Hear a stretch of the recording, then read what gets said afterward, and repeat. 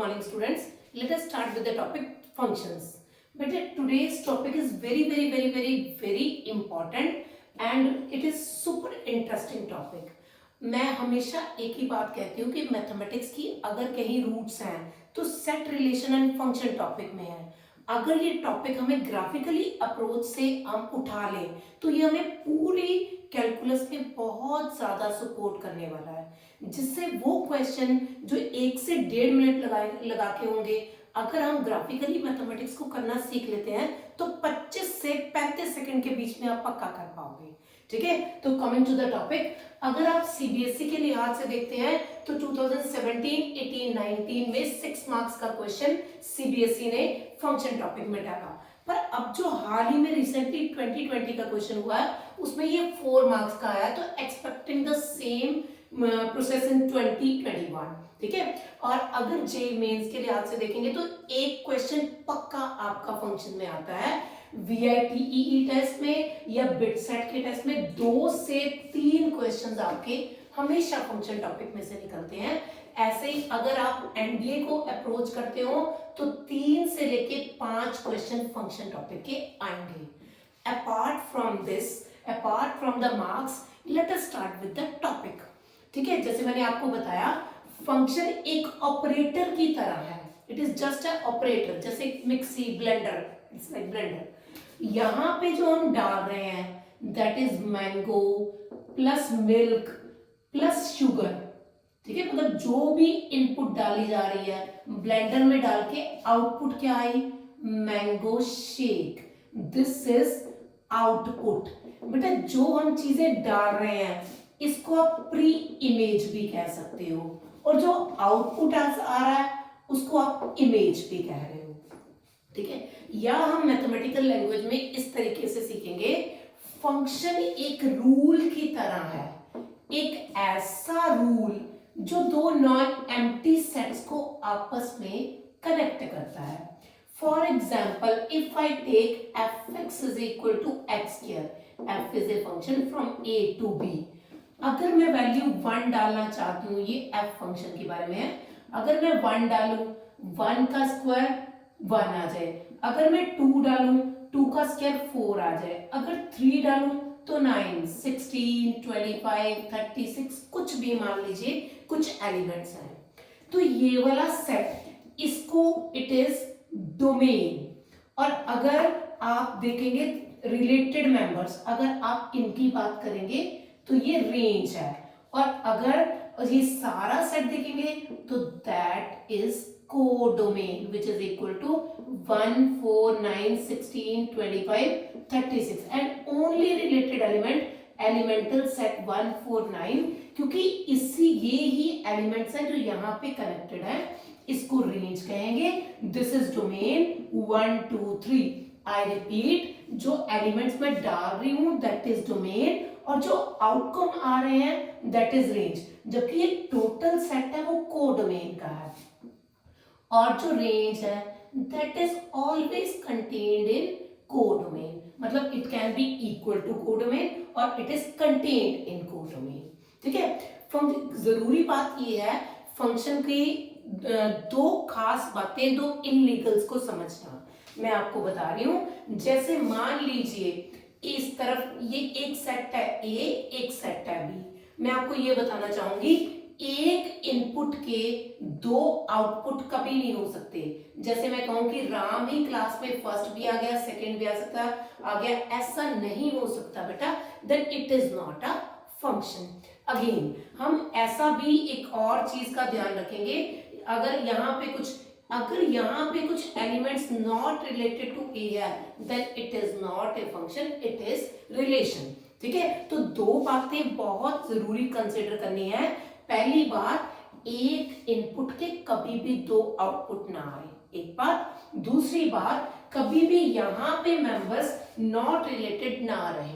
ठीक है, ये इधर का हर मेंबर इधर रिलेटेड रहना चाहिए, यहाँ कुछ भी एक्स्ट्रा मेंबर बच सकते हैं. तो मैं एक बार फिर से रिपीट करूंगी, फंक्शन एक ऐसा रूल है जो 2 नॉन एम्प्टी सेट्स को आपस में कनेक्ट करता है with two illegals, one input के दो आउटपुट नहीं हो सकते, जबकि मैनी इनपुट्स का एक आउटपुट हो सकता है, पर है ना, this can be a function but it is not the case, एक इनपुट के दो आउटपुट कभी नहीं हो सकते। और यहाँ पे कोई भी मेंबर ऐसा नहीं रहना चाहिए जो उस तरफ रिलेटेड ना हो, ठीक है। इस चीज को मैं ग्राफिकली भी इलेबोरेट करूंगी, जैसे मैंने आपको बताया कि अगर हम मैथमेटिक्स को ग्राफिकली चीजों को समझने की कोशिश करते हैं तो हमारे आईआईटी तक के क्वेश्चन 25 से 35 सेकंड्स के बीच में बहुत जल्दी हो सकते हैं। Let us C.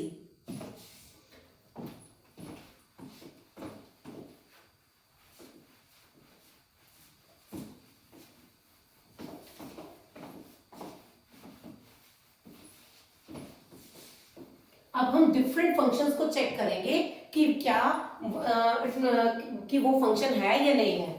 For example different curves को चेक करेंगे।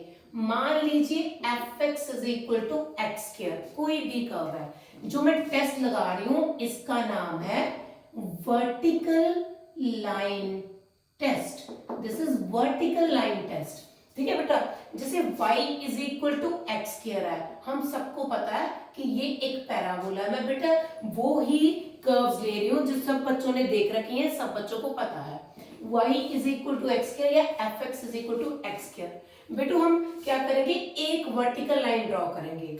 अगर ये वर्टिकल लाइन किसी कर्व को एक ही पॉइंट पे कट कर रही है तो yes it is a function, ठीक है। हम क्या करते हैं, कहीं से भी इधर इधर इधर कहीं से भी एक वर्टिकल लाइन अगर कर्व को एक पॉइंट पे कट करती है तो वो फंक्शन है, ठीक है। Next f x is equal to x, हमें पता है ये 45 डिग्री की स्ट्रेट लाइन है। आप फिर से देखिए, आप एक स्ट्रेट लाइन से इसको वर्टिकल लाइन से कट कीजिए, देखो ये इस लाइन को एक ही पॉइंट पे कट कर रही है, therefore it is a function obviously. Next कुछ एक और कर्व भी ले सकते हैं, f x is equal to x cube, हमें पता है ये एक ऐसी कर्व होती है, हम कहीं से भी, आप देखिए फिर से लगाई लाइन, देखिए यहाँ देखो एक ही पॉइंट पे कट कर रही है, तो yes it is a function, yes it is a function. और अब देखो f x is equal to, या आप लीजिए y square is equal to x, ठीक है, या x y square is equal to x, ये भी पैराबोला हुआ और इस तरह का पैराबोला हुआ, ठीक है। अब मैं वर्टिकल लाइन डाल रही हूं तो ये इसको दो पॉइंट्स पे कट कर रही है, ठीक है, so it is not a function. कि जी ऐसा क्यों मैम, आप ऐसा क्यों कह रहे हो, तो बेटा देखिए यहां पे मान लीजिए कोई पॉइंट है ए पे आंसर क्या आ रहा है, बी भी आ रहा है,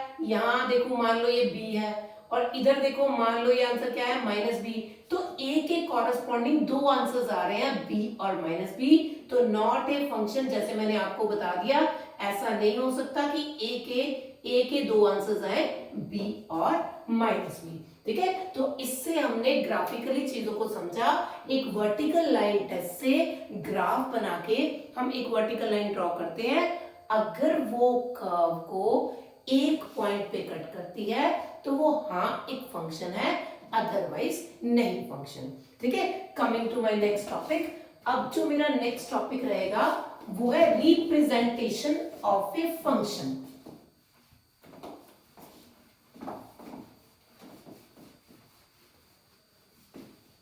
जी बेटू, नेक्स्ट टॉपिक है representation of a function. How to represent ma'am, आपने ये तो बता दिया कि एक ऐसा रूल है जो दो नॉन एम्प्टी सेट्स को कनेक्ट कर रहा है। आपने ये भी बता दिया कि जो वर्टिकल लाइन टेस्ट से भी हम पता लगा सकते हैं कि कोई फंक्शन है या नहीं है, ठीक है। अब इसको रिप्रेजेंट कैसे करते हैं बेटा, मैं एक एक क्वेश्चन को डिफरेंट फॉर्म में रिप्रेजेंट करवाने की कोशिश करूंगी।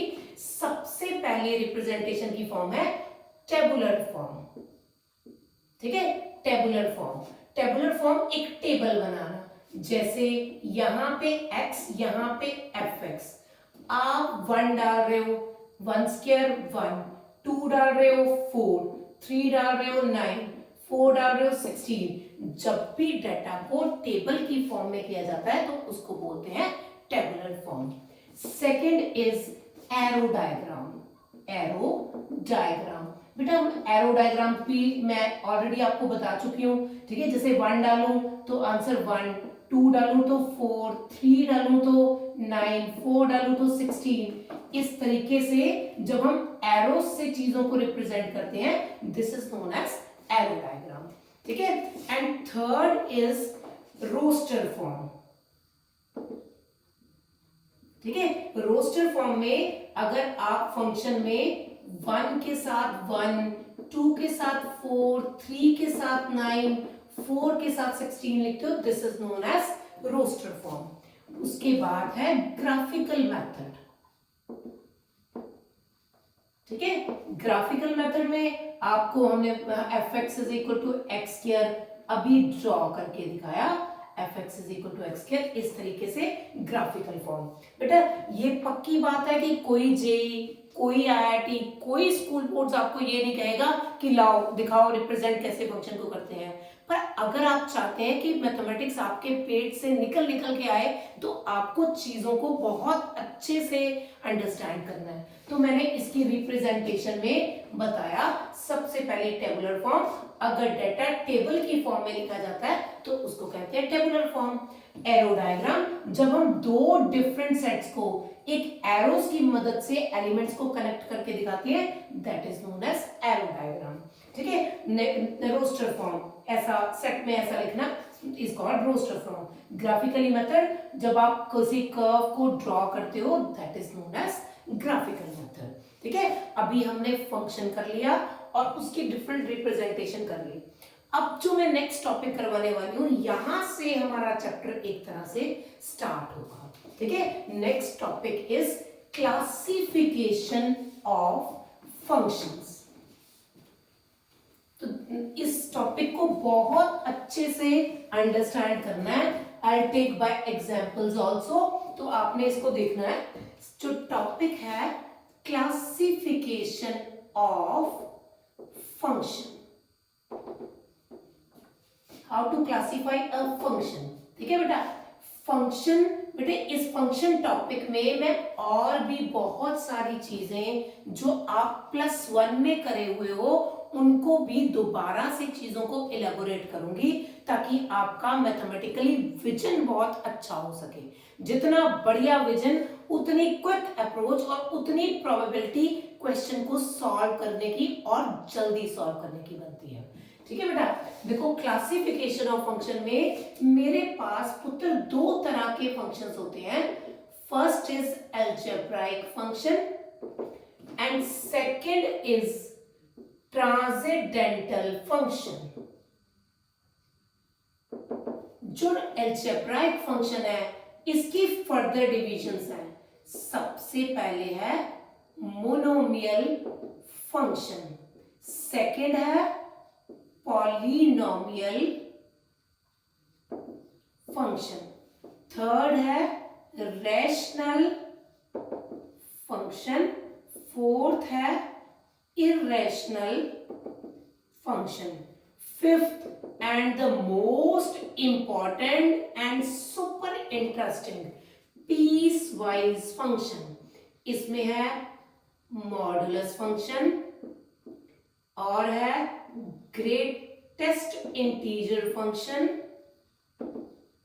और तीसरा है fractional part function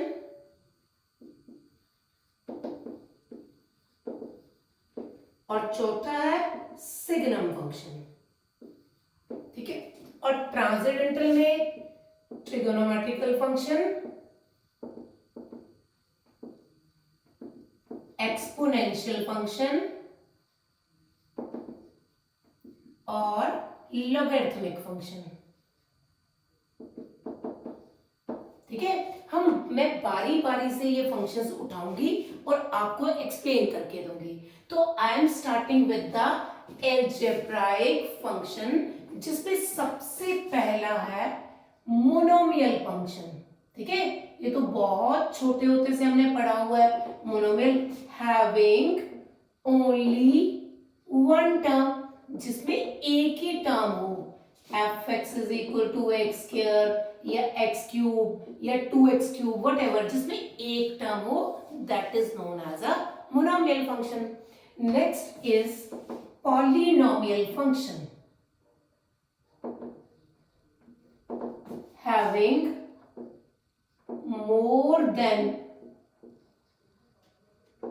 one term is called polynomial function. जिसमें एक से ज्यादा हो उसको कहते हैं polynomial function. बेटो polynomial function की दो फर्दर कैटेगराइजेशन है. One is constant function and second is identity function. ठीक है जी. कांस्टेंट फंक्शन को देखिए कैसे लिख सकते हैं, fx is equal to c. ठीक है, constant function which is not changing. अगर मैं 1 पुट कर रही हूं तो c आ रहा है, 2 पुट कर रही हूं तो c आ रहा है, -3/2 पुट कर रही हूं तो c आ रहा है. अगर हम पुत्र इसके ग्राफ देखें, इस तरफ को x एक्सिस, इस तरफ को fx एक्सिस. देखो 1 2 3 4, यहां पे c वैल्यू चाहे नेगेटिव वैल्यू है बेटा चाहे पॉजिटिव, सब पे आंसर c आ रहा है. इसको कहते हैं कांस्टेंट फंक्शन. हम इन फंक्शंस की डोमेन और रेंज पे डिस्कस करेंगे. ठीक है बेटा, अगर जेईई मेंस के 4 स्ट्रॉन्ग कंटेंडर है क्वेश्चन में कि 4 तरह के क्वेश्चन में से एक क्वेश्चन पुट हो सकता है फंक्शन चैप्टर का, उसमें से एक स्ट्रॉन्ग कंटेंडर है डोमेन एंड रेंज, जिसके हम बहुत सारे क्वेश्चन नेक्स्ट लेक्चर्स में करेंगे. ठीक है बेटा, तो यहाँ इसकी डोमेन बेटा ग्राफिकली चीजों को समझना है. जो डोमेन है वो एक्स एक्सिस डिसाइड करती है. ये देखो कितना भी रहती दुनिया तक आप इधर या इधर चले जाओ, है ना, तो ये सारी वैल्यूज कर्व ऐसी आ रही है. तो इसका डोमेन क्या है, ऑल रियल नंबर, क्योंकि ये वाली लाइन स्ट्रेट लाइन आप कितना भी एक्सटेंड कर रहे हो. About range it is a c, है ना, it is a elemental set C.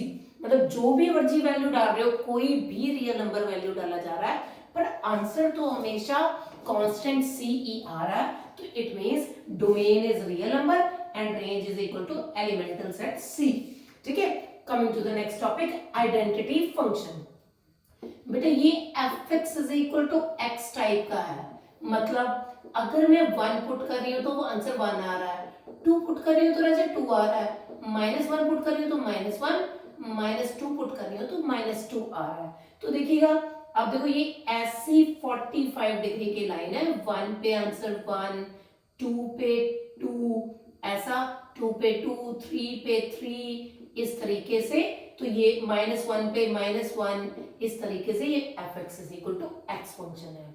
And about इस डोमेन, बेटा देखो कितनी भी वैल्यूज इधर इधर पुट हो सकती है, ऑल रियल नंबर्स. और रेंज क्या आ रही है, जब भी आपने डोमेन देखनी है तो आपने x एक्सिस को देखना है, और जब भी रेंज देखनी है तो आपने y एक्सिस को देखना है. तो range is again a real number. ठीक है, तो it was about our polynomial function. ठीक है, हमने यहां से एक तो मोनोमियल फंक्शन कर लिया, एक ऐसा फंक्शन जिसमें एक ही टर्म हो. पॉलिनोमियल फंक्शन कर लिया, पॉलिनोमियल जिसमें एक से ज्यादा टर्म है, और इसमें 2 चीजें पढ़ी हैं हमने, एक तो कांस्टेंट फंक्शन और दूसरा आइडेंटिटी फंक्शन. ठीक है, I hope you understand and also understand its domain and range. It is all real number, it is elemental set C, it is all real number, it is all real numbers again. ठीक है, तो जब भी domain check करनी है bye graph, आपने x axis को check करना है, और जब भी रेंज चेक करनी है आपने y एक्सिस को चलना है. तो मैं नेक्स्ट अपना फंक्शन स्टार्ट कर रही हूं यहाँ पे, रैशनल और इररेशनल फंक्शन. ठीक है बेटा, तो यहां से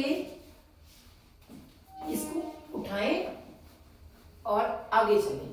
ठीक है बेटा, देखो बच्चों, यहाँ पे है रैशनल फंक्शन, वेरी इजी.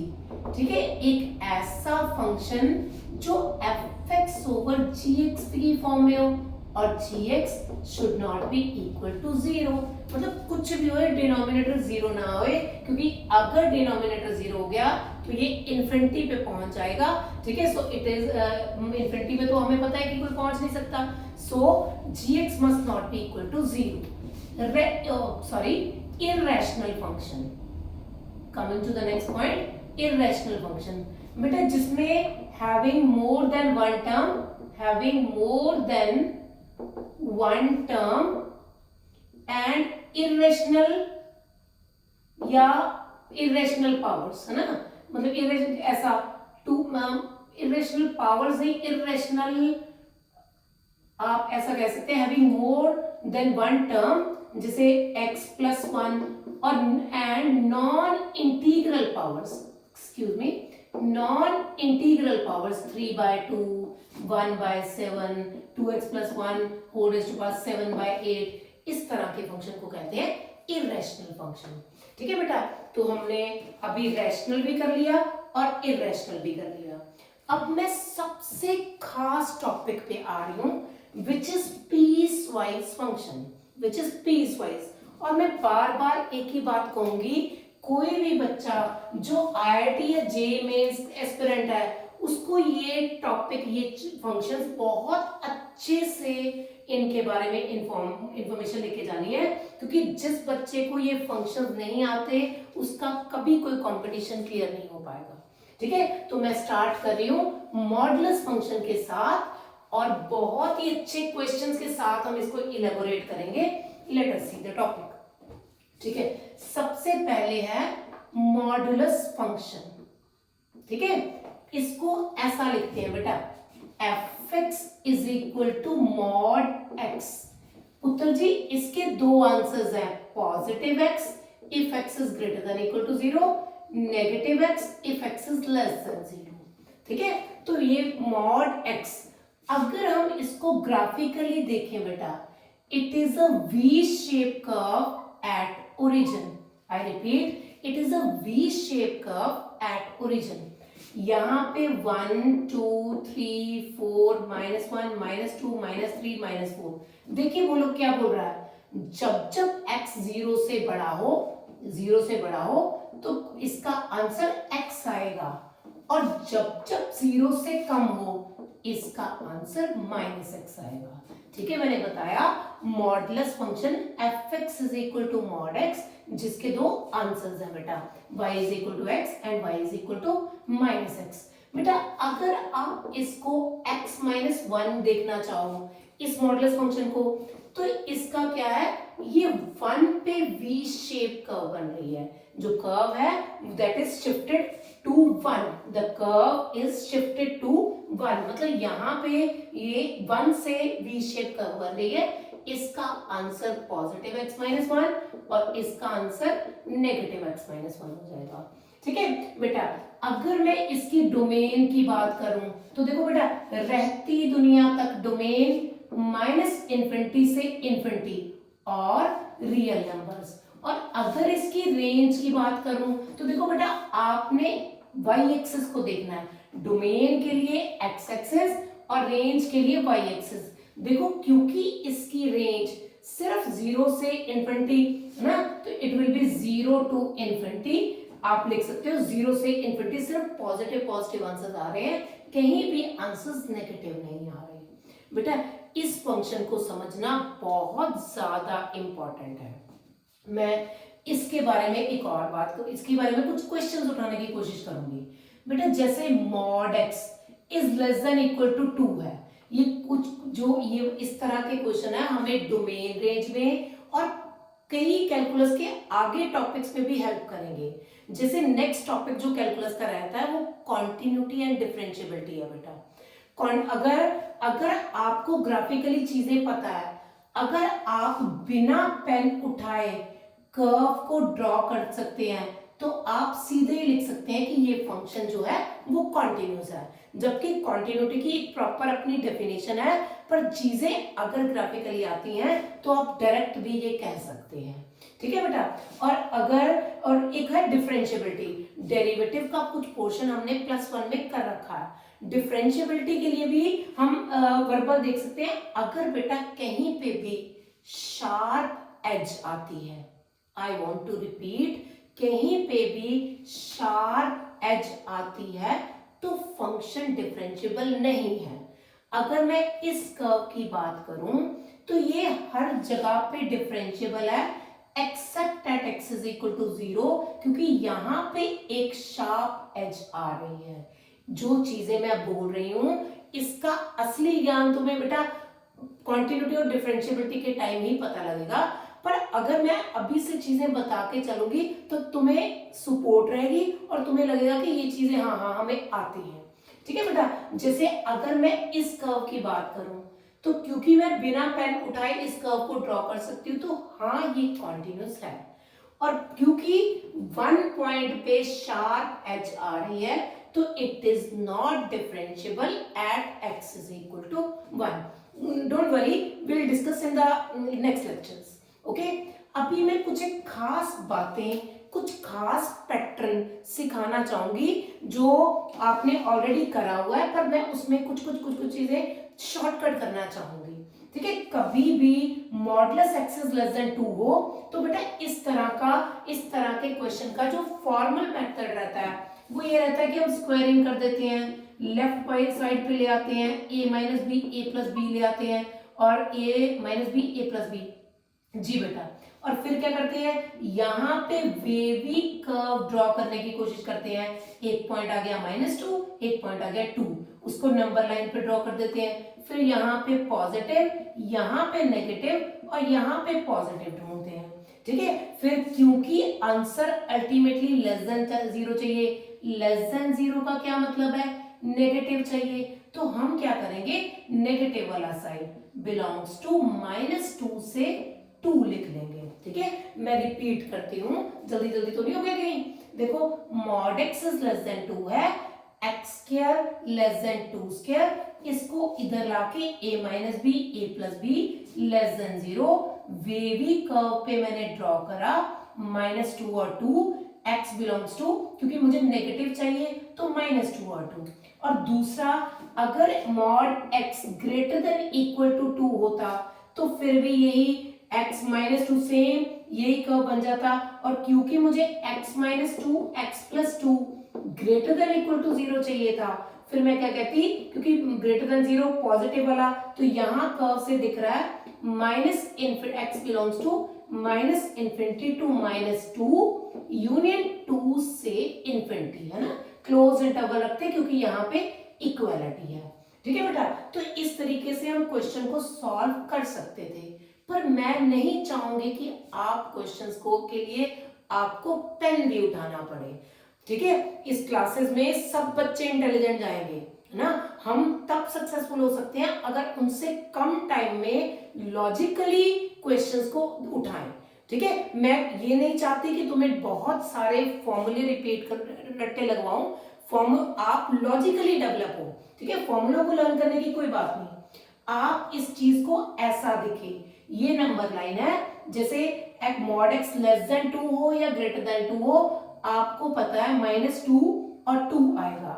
ठीक है, देखो -2 और 2, तो आपने क्या करना है, देखो बेटा आपने ये करना है कि अगर 2 रीजन है, एक तो ये अंदर वाला स्मॉलर रीजन है और एक ये बाहर ग्रेटर रीजन है। ठीक है, एक रीजन है स्मॉलर, एक है ग्रेटर, तो अगर लेस देन का निशान है तो आपने रखना है स्मॉलर रीजन, और अगर ग्रेटर देन का निशान है तो आपने लिखना है लार्जर रीजन। मैं नहीं चाहती कि आप वेवी कर्व ड्रॉ करके अपना टाइम वेस्ट करें। अगर लेस देन का निशान है तो आपने क्या करना है, smaller region, otherwise greater region. ठीक है बेटा, तो आप इस तरीके से इस क्वेश्चन को अटेम्प्ट कर सकते हैं।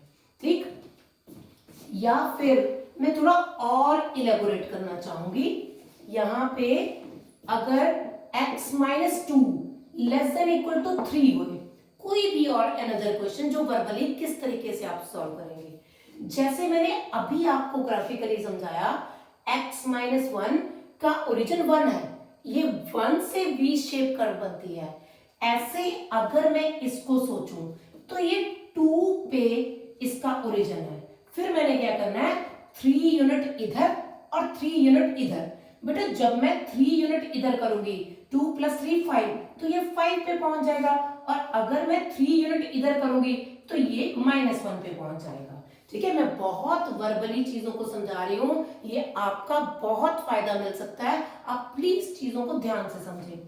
x - 2 का modulus is less than equal to 3। 2 पे आपने ओरिजिन मान लेना है, ये 3 यूनिट्स इस तरफ और 3 यूनिट्स इस तरफ, क्योंकि लेस देन का निशान है तो स्मॉलर रीजन रहेगा, तो मेरा रीजन रहेगा ये सारा, मतलब x बिलोंग्स टू -1 to 5। ठीक है, दैट्स ऑल। देखो विद इन अ सेकेंड हमने क्वेश्चन को सॉल्व कर दिया। अगर यही क्वेश्चन होता x - 2 greater than equal to 3 होता, ठीक है, तब भी मैं यही करती, 2 पे जो है ओरिजिन, 3 यूनिट्स इधर 5, 3 यूनिट्स इधर -1, और बाहर वाला पोर्शन ग्रेटर देन है तो बाहर वाला portion x belongs to -∞ to -1 union 5 से infinity. Look at this, it is a super interesting technique. हमको सिर्फ उसको ओरिजिन मानना है, ये 3 यूनिट्स इधर, अगर यहाँ पे 5 होता बेटा तो 5 यूनिट्स इधर और 5 यूनिट्स इधर। ठीक है, देखा कमाल की टेक्निक। अब मैं इसका एक और क्वेश्चन आपको सॉल्व करवाने की कोशिश करूंगी जो इससे भी सुपर इंटरेस्टिंग है। कई बार हमें क्वेश्चन ऐसा दे देते हैं, x - 3 less than equal to 1 and 5। इस तरह के क्वेश्चन को कैसे परफॉर्म करना है। अगर तुम में से कुछ ही बच्चे ने इसको ओरिजिनली देखा हो तो इसके बहुत केसेस बनते हैं बेटा। पहले आप एक बार मॉडुलस ये लेंगे, फिर ये लेंगे, फिर दोनों के दो केसेस, मॉड है ना, दो केसेस, 2 इधर केस, 2 इधर, पहले टोटल में 2, फिर इसके 2, फिर इसके 2, ये बहुत बड़ा ह्यूज क्वेश्चन बन जाता है। पर मुझे आपको टेक्निक बतानी है, मुझे आपको क्विक सॉल्विंग टेक्निक बतानी है, तो आप सुनिएगा। ठीक है, with in a second question solve होता है। आपको क्या करना है, 3 पे ओरिजिन ले लेना है, x - 3 पे ओरिजिन। अब मुझे क्या करना है, 1 यूनिट और 5 यूनिट इधर भी और इधर भी चलना है। आई रिपीट, 1 सेकेंड जरूर लगेगा आप इसको समझने पे, पर आप नहीं समझ पा रहे कि कितना बड़ा आधे पेज का मसला हमने ऐसे चुटकुलियों में सॉल्व कर दिया। देखो x - 3, यहाँ 3 पे आपने ओरिजिन डाल दिया। अब 1 यूनिट और 5 यूनिट इधर को, जब 1 यूनिट करेंगे तो मैं 4 पे पहुंच जाऊंगी, जब मैं इसमें 5 करूंगी, 3 में 1 ऐड करूंगी तो 4, 3 में 5 ऐड करूंगी तो 8 पे पहुंच जाएंगे। इसी तरीके से 3 में 1 सब्ट्रैक्ट करूंगी तो 2 पे, और 3 में दूसरा पैनल यूज कर लेते हैं, 3 में 1 सब्ट्रैक्ट करूंगी तो 2, और 3 में से 5 सब्ट्रैक्ट करूंगी तो कितना आ जाएगा, -2। मैं यहाँ पे -2 पे पहुंच जाऊंगी। तो इसका मतलब जो मेरा ये है, दिस विल बी ये, ठीक है, this and this is my answer. ठीक है, x बिलोंग्स टू -2 से 2 यूनियन 4 से लेके 8। ठीक है, देखो परफेक्टली डन। एक क्वेश्चन जो एकदम क्विक अप्रोच से सॉल्व हो गया। देखो हमने क्या कहा, x - 3 जो लाई कर रहा था 1 और 5 के बीच में, एक ऐसा मॉडुलस फंक्शन जो 1 और 5 के बीच में अप्रोच कर रहा था। ठीक है, अभी क्या करना है, 3 पे मुझे ओरिजिन लेना है। ठीक है, तो यहाँ पे 3 पे ओरिजिन ले लेना है, और 1 यूनिट इधर, ठीक, और 5 यूनिट इधर, एक 3 में 1 ऐड कर देना है और 3 में 5 ऐड कर देना है। इसी तरह से 3 में 1 सब्ट्रैक्ट और 3 में 5 सब्ट्रैक्ट करने से ये मेरा रीजन आ जाएगा। ठीक है, तो it was a good question to see. ठीक है, हम इसमें अगर एक और क्वेश्चन उठा लेते हैं, लो एक और क्वेश्चन उठा लेते हैं, इस चीज को बहुत अच्छे से अंडरस्टैंड करना। जी एक ऐसा ले लेते हैं, मैं रब कर देती हूँ इसको, और फिर देखिएगा बेटा।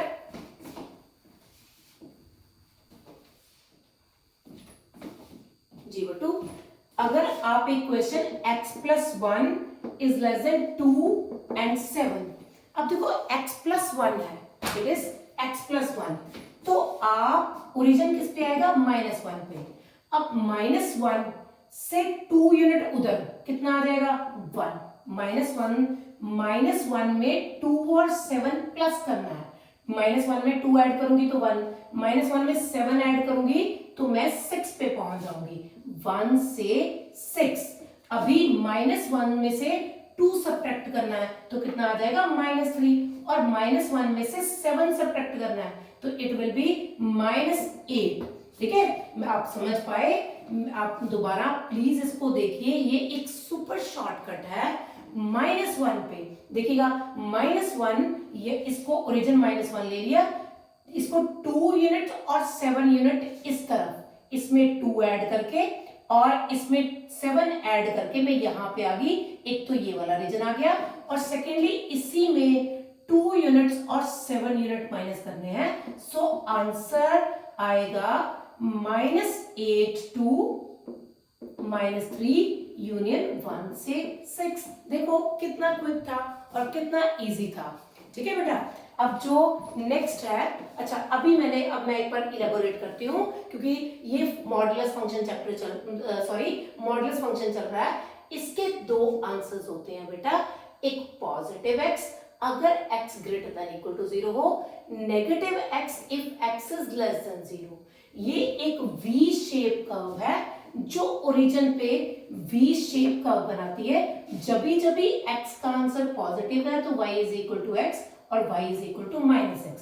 कोई भी IIT या जेईई मेंस का पेपर इनके बिना नहीं हो पाता। मतलब बहुत सारी चीजों में, वो डिफरेंशिएशन में, वो इंटीग्रेशन में, वो डिफरेंशियल इक्वेशन में कई बार इस तरह के फंक्शंस को लेके ही बात करवाना चाहते हैं।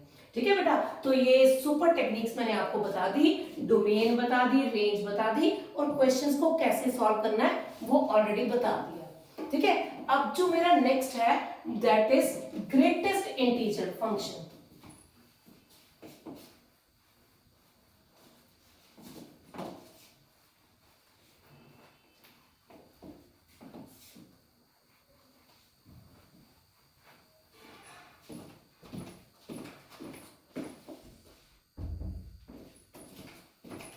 जी, ग्रेटेस्ट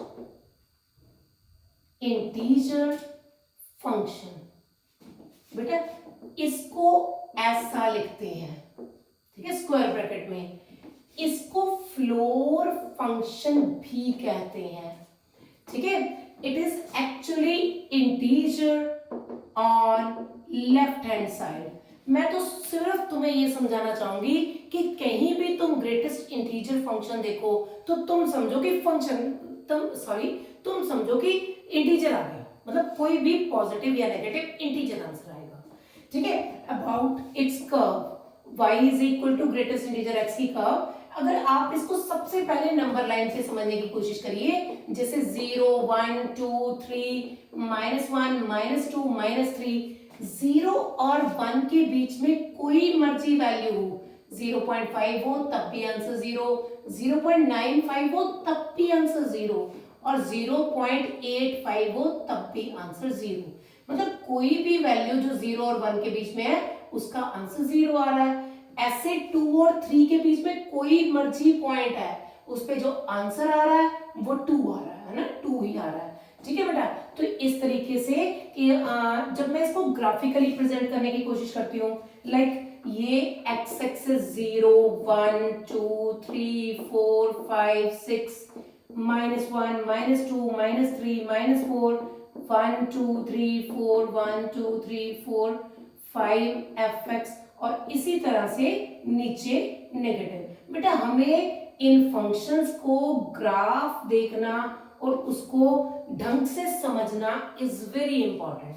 ठीक है बेटा, देखो जब भी मैंने 0 से 1 के बीच में कोई भी नंबर लिया, आंसर क्या आया 0।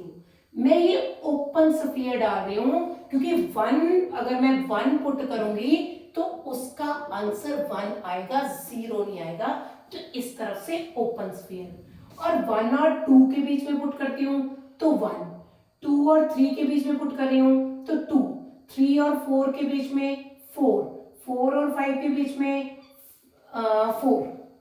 ठीक है, इसी तरीके से -1 और 0 के बीच में -1, इस तरफ से ओपन। -2 और -1 के बीच में -2। इस तरीके से हमारा जो है वो फंक्शन बन जाता है बेटा। क्योंकि इसकी शेप ऐसी है, पौड़ियों जैसी, सीढ़ियों जैसी, इसको स्टेप फंक्शन कहते हैं। ठीक है, इसकी डोमेन और रेंज, बेटा डोमेन फिर से एक्स एक्सिस को चेक कर लो, it is all real numbers and about its range, range of a function. देखो जब भी अगर मैं बीच का तो कोई आंसर आ ही नहीं रहा, सिर्फ या तो आंसर 1 आ रहा है या 2 आ रहा है या 3 आ रहा है या 4 आ रहा है या -1 आ रहा है या -2 आ रहा है, तो it's range is a integers, positive और नेगेटिव कुछ भी हो सकते हैं पर वो इंटीजर्स ही होंगे। ठीक है, ग्रेटेस्ट इंटीजर फंक्शन को जेंट फंक्शन भी कह देते हैं कई बार। ठीक है, तो इसका मतलब integer on left hand side है। सबसे अच्छी अप्रोच इसकी नंबर लाइन पे इसको डाल के देखना है। मैं एक दो क्वेश्चन भी करवाने की कोशिश करूंगी। ठीक है, हाँ, here is a very beautiful question, greatest integer x is equal to 2। ठीक है, अब आपने देखो इन चीजों के कोई फॉर्मूले मत देखो, नंबर लाइन पे देखो। नंबर लाइन पे किस नंबर का ग्रेटेस्ट इंटीजर 2 आएगा। देखो इसमें से कोई मर्जी नंबर ले लो, उसका ग्रेटेस्ट इंटीजर जो है वो 2 ही आएगा। इसका मतलब x must lies between 2 and 3। ठीक है, ये बेटा जो ये इस तरह के जो मैं छोटे छोटे क्वेश्चन करवा रही हूँ, ये आगे जाके डोमेन रेंज में या 1 मैनी 1 ऑन 2 फंक्शंस देखने में जो आगे टाइप्स पढ़ेंगे उसमें बहुत ज्यादा इंपॉर्टेंट रोल है इनका, तो आप इनको बहुत अच्छे से अंडरस्टैंड करो। ठीक है, अगर किस नंबर का ग्रेटेस्ट इंटीजर 2 हो सकता है, बिल्कुल मैंने आपको पहले ही बता दिया कि सिर्फ number line, greatest integer function के लिए सिर्फ नंबर लाइन को आप फॉलो कर रहे हो। ठीक है, 2 और 3, देखो यहां किस का ग्रेटेस्ट इंटीजर 2 हो सकता है भाई, 2 से लेके 3 तक का, मतलब 2.9999 भी होगा तब भी उसका ग्रेटेस्ट इंटीजर 3 होगा, पर 3 इंक्लूडेड नहीं होगा, क्योंकि अगर 3 का ग्रेटेस्ट इंटीजर देखेंगे that will be eventually comes out to be 3। तो अभी ये यहां से x belongs to close interval 2 and open interval 3। Next अगर मैं ऐसा देखूं 2x - 1 इज इक्वल टू 2, अगर इस क्वेश्चन की बात करी जाए, ये बिल्कुल क्वेश्चन ऐसा सा ही है, इसका भी आंसर 2 है, तो मतलब 2x - 1 should lies between 2 and 3, adding 1 to all sides, 3 + 1 4, और 3 is less than 3/2 is less than x is less than 2, so it means you can say x belongs to 1.5 से ओपन में 2, क्लोज में 1.5 और open में 2। ठीक है, एक और साक्षात सुंदर सा क्वेश्चन देखेंगे हम, कभी बेटा अगर x² इज इक्वल टू 4 हो जाए, ठीक है, अब स्क्वायर इज इक्वल टू 4 है, कोई बात नहीं, बिल्कुल इसी तरीके से x² का answer should lies between 4 and 5। ठीक है, शुड लाइज बिटवीन, इधर इक्वालिटी है इधर इक्वालिटी नहीं है, और बेटा हम जब भी स्क्वायर हटाते हैं इट विल बी ऐसा अंडरूट, पर x का मॉडुलस आ जाता है, so 2 is less than equal to mod x is less than √5। ये फिर लोचा हो गया। ठीक है, 2 और √5 के बीच का लोचा हो गया, पर मैंने तो आपको ये बहुत स्ट्रांगली चीजें समझाई है। मैं ऐसा नहीं करूंगी कि अब आप एक बार इसको उठाओ, एक ये केस लो, उसके भी 2 केस, उसके भी 2 केस, उसके 2 केसों में यूनियन, इसके 2 केसों में यूनियन, आपस के intersection. No, we are not going to do this. हम तो इस क्वेश्चन को पहचान रहे हैं, मॉड x किसी के बीच में लाई करता हो, क्योंकि ये इसका ओरिजिन क्या है, इट इज x - 0, तो 0 पे है। मैं क्या करूंगी, 2 यूनिट्स और ये 2 पॉइंट समथिंग होगा, 2 यूनिट्स प्लस 0 + 2 और 0 + 0.5, सॉरी 0 + √5 इस तरफ, और 2 यूनिट्स और √5 यूनिट्स इधर -3, -2 और -√5। मैं रिपीट करना चाहूंगी, अभी मैंने मॉडुलस फंक्शन को ये करना सिखाया था, जो मैंने पहले क्वेश्चन कराया था x + 1 <2 और <7, इसको 1 पे करा ना, कि इसका ओरिजिन जो है -1 पे है। इसी तरीके को इस क्वेश्चन को अगर इससे कंपेयर करूं तो ओरिजिन 0 पे है, 0 से 2 यूनिट्स और √5 विच इज 2 पॉइंट समथिंग इस तरफ ऐड करने हैं और इस तरफ सब्ट्रैक्ट करने हैं। और कौन सा होगा x? x must lies between -√5 से -2 यूनियन 2 से √5। ठीक है, इस तरीके से आपको एक अप्रोच लगा सकते हो। तो it was about greatest integer function. इसके बारे में और बहुत सारे क्वेश्चंस हैं जो हम डोमेन रेंज के टाइम भी उठाएंगे। ठीक है बेटा, अब जो स्टार्ट करना है मुझे, मैं सॉरी एक बार से फिर से रिव्यू कर देते हैं। ग्रेटेस्ट इंटीजर फंक्शन एक ऐसा फंक्शन है जिसमें integer on the left hand side ही देखा जाता है। इसको बेस्ट अप्रोच है नंबर लाइन पे चेक करना। मैंने ये ग्राफ करा, ये 1 पे 2 पे ओपन सफियर डाले हैं, इसका मतलब 2 इंक्लूडेड नहीं है, 3 इंक्लूडेड नहीं है। ठीक है बेटा, और इसकी डोमेन करी रियल नंबर, रेंज करा इंटीजर्स और डिफरेंट क्वेश्चंस को देखा। ठीक है, अब जो मेरा नेक्स्ट टॉपिक रहेगा दैट इज, ये मॉडुलस हो गया बेटा, ये ग्रेटेस्ट इंटीजर हो गया। अब I am starting with the fractional part function. ठीक है, लो जी करिए स्टार्ट फिर।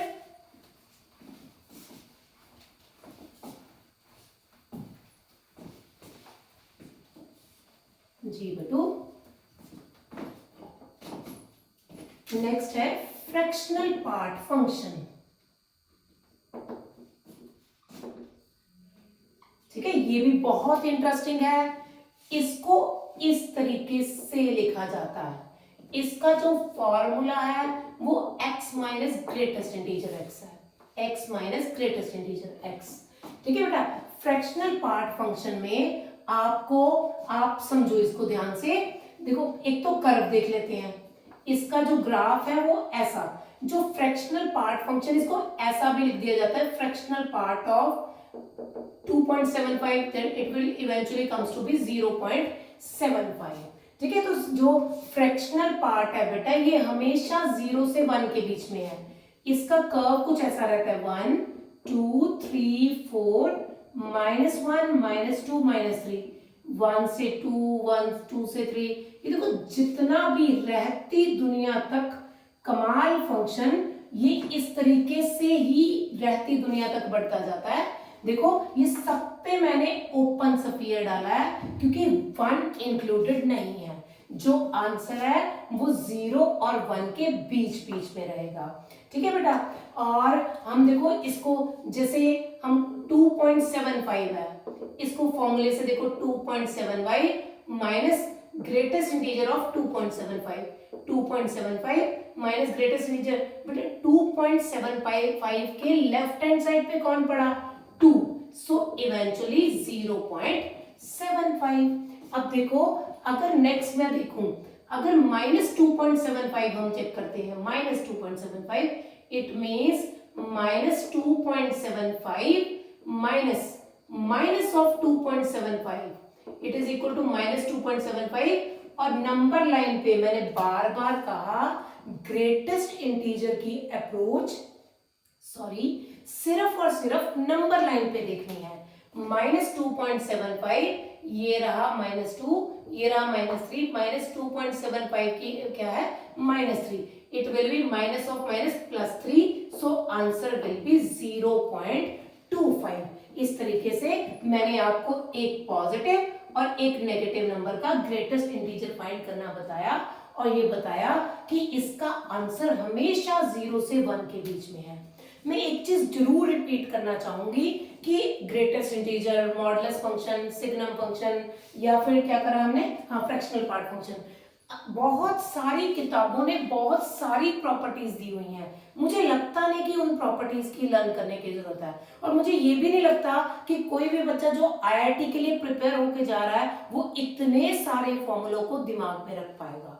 मुझे सिर्फ ये लगता है कि जो बच्चा कॉन्सेप्चुअली स्ट्रांग होगा उसका पेपर क्रैक हो सकता है। तो मुझे कभी लगा ही नहीं कि ग्रेटेस्ट इंटीजर की किसी भी प्रॉपर्टी को खास यूज करने की जरूरत है। ग्रेटेस्ट इंटीजर को नंबर लाइन पे देखो, फ्रैक्शनल पार्ट के बेसिक फॉर्मूले से आपकी सारी चीजें डन होंगी। ठीक है, आई एश्योर यू सारी चीजें। ठीक है बेटा, तो ये था फ्रैक्शनल पार्ट फंक्शन। ठीक है, अभी तक हमने मॉडुलस, ग्रेटेस्ट, फ्रैक्शनल, अब मेरा है सिग्नम फंक्शन। ये अलजेब्रिक फंक्शन का लास्ट फंक्शन है सिग्नम फंक्शन, पर as important as these one.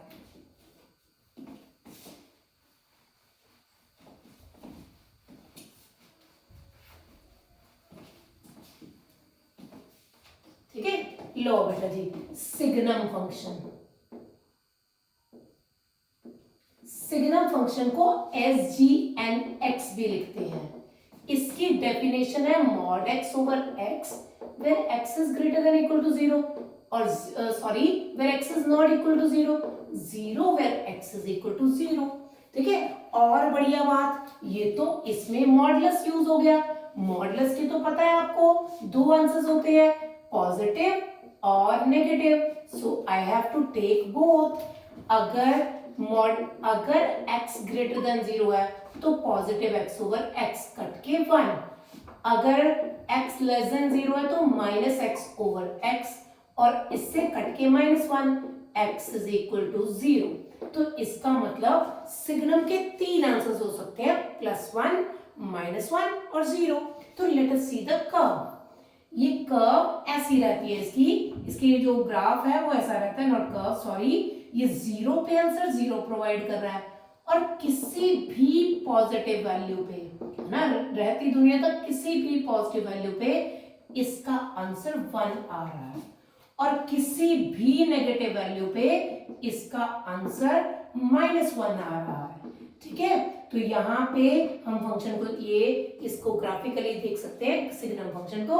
और अगर आप समझना चाहें तो जैसे मैं ये लिख सकती हूँ signum of 7/2, because 7/2 is a positive term, so signum will be 1। It does not matter either it is a real number, integer, rational, irrational, it just depends. If it is positive, its answer is +1. If it is negative, whatever, -√5, its answer is -1, और signum of 0 is a 0। ठीक है, इसमें भी मैं बहुत बढ़िया question उठाऊंगी, जो बहुत ही बच्चे, ये क्वेश्चन जो है इसकी अप्रोच बहुत अच्छी है जी। मैं ऐसा भी ले सकती हूँ, signum of f x not x, इसमें भी आंसर 1 रहेगा if f x is greater than 0, -1 रहेगा if f x is less than 0, 0 रहेगा if f x is equal to 0। ठीक है, आईआईटी में कभी वो सिग्नम एक्स नहीं देंगे, सिग्नम ऑफ ए फंक्शन देंगे। ठीक है बेटा, तो आप मेरी बात को बहुत अच्छे से समझना। ये देखो क्वेश्चन, ये बेस्टेस्ट एवर क्वेश्चन है, सिग्नम ऑफ साइन एक्स। ठीक है, 1, -1 और 0, जब साइन एक्स ग्रेटर देन 0 हो, जब साइन एक्स लेस देन 0 हो, और जब sine x is equal to 0 हो। ठीक है, मैं आगे वैसे जब ट्रिग्नोमेट्रिकल फंक्शन करवाऊंगी तो साइन एक्स की कर्व दोबारा से बताऊंगी, पर थोड़ा सा मैं इलेबोरेट इस बढ़िया क्वेश्चन के लिए करूंगी, क्योंकि आईआईटी में एक बार सिग्नम ऑफ साइन एक्स को यूज कर चुके हैं, तो मैं इसको समझाना चाहूंगी तुम्हें। जो बेटा साइन एक्स का कर्व रहता है वो -1 से 1 में झूमता हुआ, लहराता हुआ रहता है हमेशा। ये कर्व, ये देखो, झूमती हुई -1 और 1 के बीच में रहती है। देखिएगा, ये +1 है, ये -1। This is π/2, this is pi, this is 3π/2 and this is 2π, और इस तरफ -π/2, -π, -3π/2। ठीक है बेटा, अब देखिएगा आपने, मैं ये जानना चाहती हूँ कि साइन एक्स कब कब पॉजिटिव है। पॉजिटिव का मतलब above the x axis, above the x axis देखो, ये वाला, ये दिख रहा है, ये ऊपर, या ये वाला हो, ये दिख रहा है। तो मैंने ये फील करा कि जब मैं इवन से ऑड, इवन से ऑड की तरफ जा रही हूं तो मेरे पास साइन एक्स पॉजिटिव आ रहा है, और जब ऑड से इवन की तरफ जा रही हूं, पाई से 2π, या ये देखो -π से ऑड से इवन की तरफ जा रही हूं, तो इसका आंसर नेगेटिव आ रहा है। बेटे, इस कॉन्सेप्ट में जेईई मेंस में आज तक 3 क्वेश्चंस आ चुके हैं। जो इस कॉन्सेप्ट के हैं, ठीक है। So it's answer is 1 minus 1 0। Sine x कब कब पॉजिटिव है, जब x 2n पाई इवन से ऑड की तरफ हो, और नेगेटिव कब है, जब ऑड से इवन की तरफ हो, ठीक है। और साइन एक्स 0 कब है, जब x is equal to n pi के सब मल्टीपल्स पे इसका आंसर 0 आ रहा है। बेटा इस कॉन्सेप्ट पे डोमेन और रेंज का 3 बार जेई में क्वेश्चन आ चुका है, और जेई के क्वेश्चन बहुत आसान होते हैं, आपको सिर्फ लॉजिक क्लियर होना चाहिए, ठीक है बेटा। तो मैंने अभी इसको मैं रीडिफाइन करती हूँ, सिग्नम फंक्शन को मॉड एक्स ओवर एक्स लिखते हैं where x is not equal to 0, 0 where x is equal to 0, और इसके दो हैं x over x if x is greater than 0, minus x over x if x is less than 0, 0 where x is equal to 0। इस तरीके से हमने देखा किसी भी पॉजिटिव नंबर पे सिग्नम का आंसर 1, और किसी भी नेगेटिव नंबर पे सिग्नम का आंसर -1, और 0 पे 0 आ गया। अब about its domain range, domain क्या है बेटा, देखो सारा समंदर पुट करो, ऑल द रियल नंबर्स, और देखो आंसर क्या आ रहे हैं, बड़ी मजे वाली बात है, सिर्फ एलिमेंटल सेट -1 1 या 0, सिर्फ एलिमेंटल सेट -1 1 और 0, ठीक है। हमने मॉडुलस, ग्रेटेस्ट इंटीजर, फ्रैक्शनल और सिग्नम ये सारे फंक्शंस कर लिए। मैं फिर से स्ट्रेसफुली करूंगी आईआईटी जेईई के लिए ये वाले functions most most most important है, ठीक है। Here comes my transcendental function.